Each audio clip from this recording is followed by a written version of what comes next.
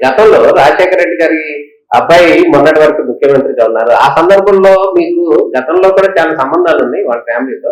తర్వాత ఏదో కొద్దిగా ఇబ్బంది పడ్డారనేది కొంచెం విన్నాను సార్. అంటే ఇప్పుడు ఆయన అంటే ఆయన వ్యక్తిత్వం ఎట్లా ఉంటుంది, ఈయన వ్యక్తిత్వం ఎట్లా ఉంది జగన్మోహన్ రెడ్డి?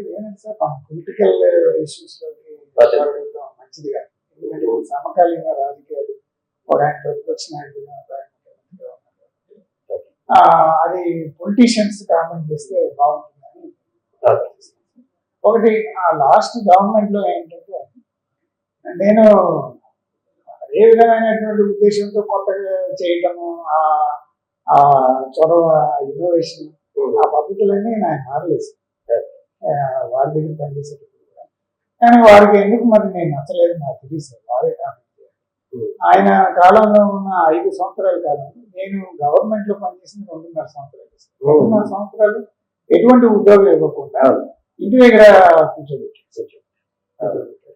సరే, అది నాకు తెలియదు సార్ ఆయన ఎందుకు అలా చేశారు అనేది నాకు తెలియదు. I'm willing to learn, I'm willing to accept any problem.